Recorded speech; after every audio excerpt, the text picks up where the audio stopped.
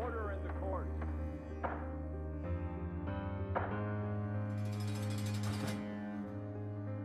They are basically figuring out what number is your life worth?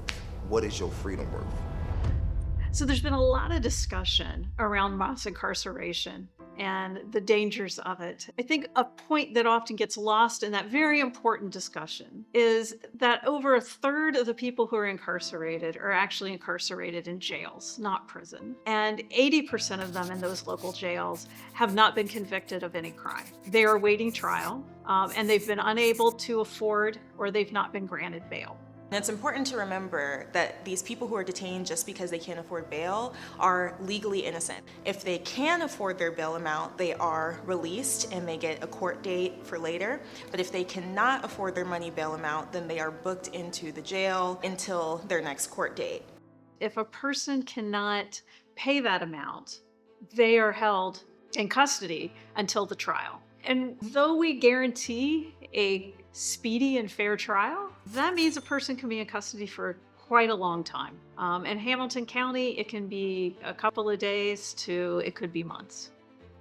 It could be years. My name is Michelle D. Deerdorf. I'm the Adolph S. Ox Professor of Government in the Department of Political Science and Public Service at the University of Tennessee at Chattanooga. I teach in the area of constitutional law.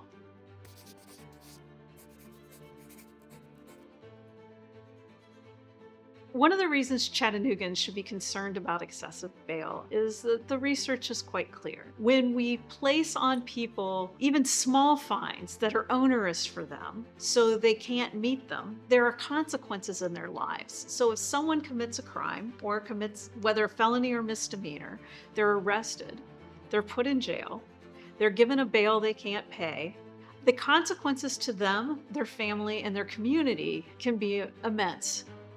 That means that they can't work, which means they can't pay their rent. It means they probably lose their jobs. It means they may lose custody of their children. These are holes that can take years for people to dig out of. And the disruption that creates into the community and to our neighbors' lives can be vastly disproportionate to the crime that they commit, assuming they're convicted of that crime. We only hear about the murderers and the rapists and these, huge big-time drug dealers, and we think that's the extent of crime. When in actuality, there are probably more people who are tangled up and caught up in the justice system because of a speeding ticket, because of a fine, because of a probation violation from some other low-level crime that they did, and they get caught in this vicious cycle. Those are the folk we don't hear about, but those are the folks who are most often disenfranchised and put out. So my name is Kia Duggins. I'm an attorney at an organization called Civil Rights Corps that's based in Washington, D.C., and we challenge the criminal legal system nationwide. A lot of times, judges, magistrates will detain people because they think, well, what if I let somebody out and then they commit a crime? My response to that is that releasing people pre-trial promotes public safety, because when you detain somebody pre-trial, you destabilize their life. They are no longer able to take care of their children. They get fired from their job, they might lose their housing, and so when you detain a legally innocent person pre-trial and destabilize their life, you are creating a public safety risk, because now this person is detached from all the resources that would have kept them safe. CRC brought a class action lawsuit in Hamilton County, Tennessee, challenging their pretrial system, and then won a summary judgment decision on procedural due process and right to counsel in September of 2023. They were looking at the process by which bail was awarded, and they came to some very clear conclusions about what due process requires under the law in the state of Tennessee. If someone is given a bail that is too high for them to pay, then they have some very specific rights. They have the right to a hearing. They have the right to have an attorney with them. They have all the due process rights we provide in other contexts. One of the consequences of the Torres decision is that communities that live in the Eastern District of the Federal Court of Tennessee are now responsible to meet these guidelines that the court has laid out. They've defined what due process requires, And now we have to meet that standard.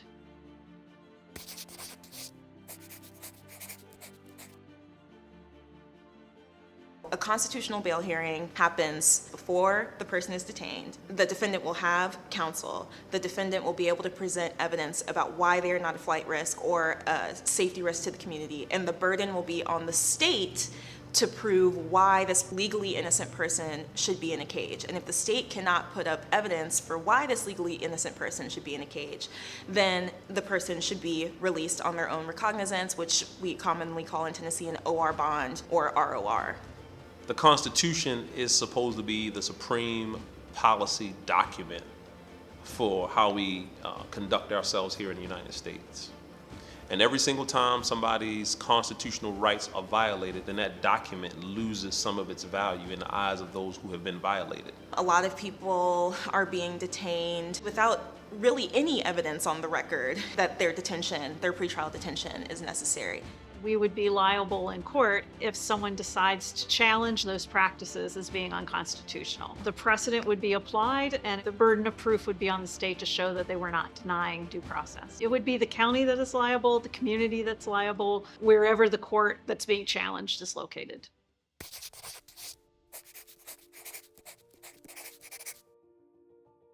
The barriers to implementing constitutional bail procedures are capacity and also concerns about public safety. People are arrested at all hours of the day and night. Magistrate hearings are currently happening around the clock. And so it would be really difficult for the county to staff all of those magistrate hearings with a defense attorney and a prosecutor at like 2 a.m., 3 a.m. And so we recommended to the county that first the police cite and release most people as they're required to by law, and that if people are not cited and released, that the general sessions judges sign an automatic release order for most misdemeanor charges so that it frees up the court's resources and time and also respects people's constitutional right to pretrial liberty as well. I actually am promoting pretrial release because I have experienced violence, because I have experienced what it means to not be safe, because I have experienced what it looks like when resources are divested from communities like housing, healthcare, education, public transportation. I know that that makes us unsafe. And so I come to this work both from the legal perspective of making sure everybody's rights are protected, but also from the personal perspective of knowing that what keeps us safe and free is investment into social and economic resources and not cages.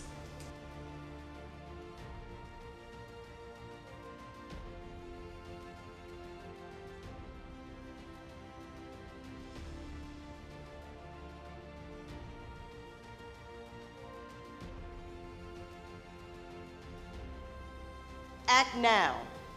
Help end unconstitutional detention in Hamilton County.